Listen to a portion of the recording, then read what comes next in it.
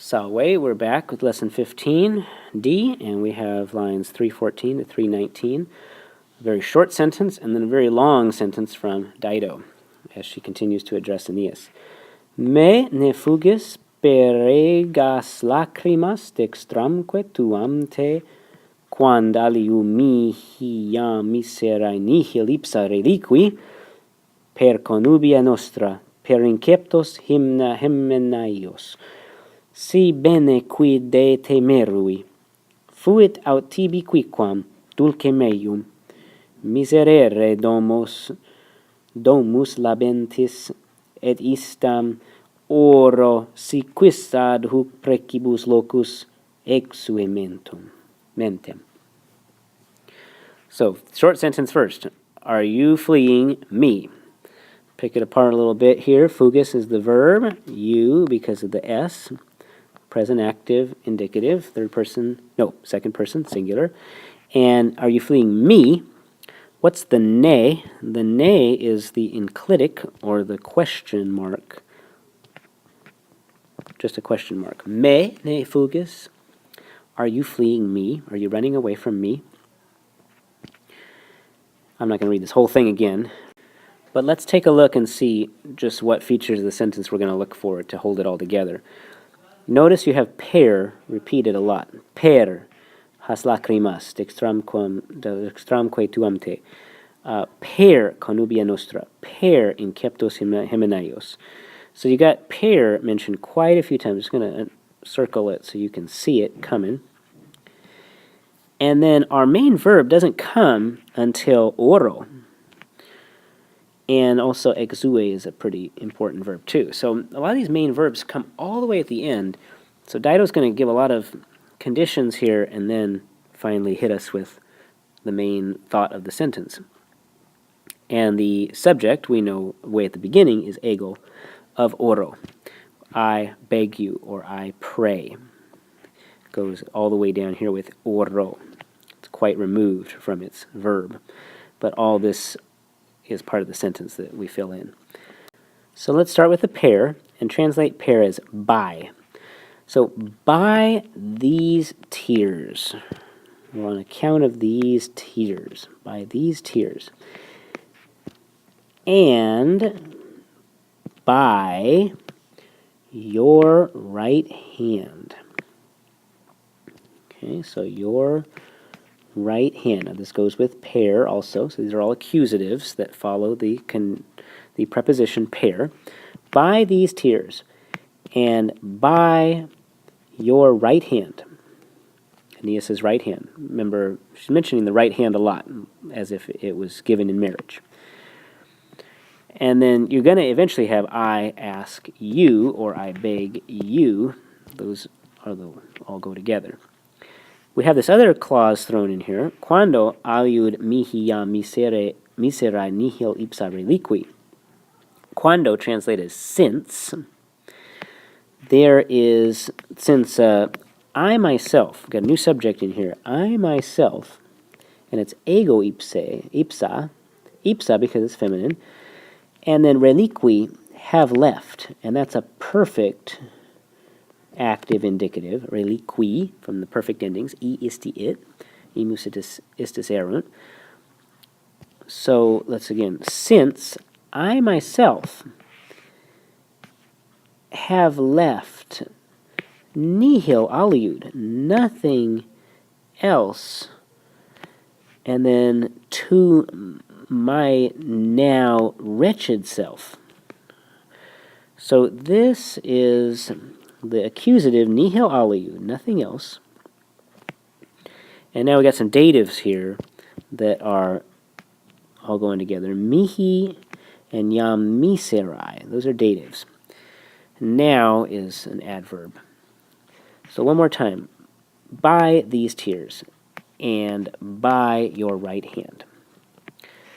Since I myself have left, reliqui, from relinquo, relinquere, have left, nothing else to myself, or to my now wretched self. To me, now wretched. So mihi is dative, and miserae is dative. referring to Dido. Meaning before I was happy, now I'm wretched, and I haven't left anything to my now wretched self. Since I myself have not left anything to me, to my now wretched self. Now she goes back to the pair. She's kind of interrupted herself here. You can tell her brain is somewhat scattered because she's so panicked about Aeneas leaving, and she's so upset. On account of connubia nostra, our marriages, on account of the wedding hymns having been begun, the inceptos hymenaios. So these are all accusatives that go with the pair, and these go with the pair also. And remember, we had these things that went with the pair also. These tears, your right hand, our marriages, those go together, right? And the wedding hymns having been begun. And it's important to keep all these things in mind because Aeneas is going to really answer a lot of these accusations that she's making when he responds to her. So things like marriage, the wedding hymns, all these things he's going to refer to. Now she changes the subject, not the subject, but the structure of the sentence again. Si bene quidete merui. The subject is still ego. Notice she's had ego running throughout this sentence. Ego here, ego ipsa here, ego again. If I have merited, merui, anything, quid, if I have, and put the bene in there too, if I have well merited anything from you. Now you might say that's quid, which means what, not anything. How did you get that? Well, si, notice the quid is following si. So we have our little rule that after num, si, nisi, and ne, all the alis go away. So that's really an aliquid there. Aliquid, which means anything, not what. It's the indefinite pronoun rather than the relative pronoun. If I have well merited anything from you, or, and you got to put this fuit, if anything of mine was sweet to you. So we're still under the if here, the si, and we've got a new subject. If anything of mine was sweet. Those are all nominatives. There's our verb fuit from sum esse fui. It's perfect also, just like merui is perfect. Reliqui was also perfect, using e isti it, and the perfect stem, these perfects. If I have well deserved or merited anything concerning you, or from you, maybe you could say, or if anything of mine was sweet to you, got dative again, miserere domus labentis et istam oro, si quis ad huc precibus locus exue mentem. Now we finally get our main verb here. I pray to you, or I ask you, miserere. And now this is a command, an imperative. Pity. And it takes the genitive. Be pitying of domus labentis, this falling house. My falling house. Domus labentis. Labentis. My slipping house. Now, labentis is a present active participle, modifying domus, so it's genitive, singular, feminine, because domus is feminine. And miserere, imperative from a deponent, misereor, and the deponent infinitive forms its ending in the imperative with ere. It looks kind of like an infinitive, but it's not. It's a deponent imperative, miserere. One more time here. If I have well deserved anything from you, or if anything of mine was sweet to you. Pity this falling house, I beg you.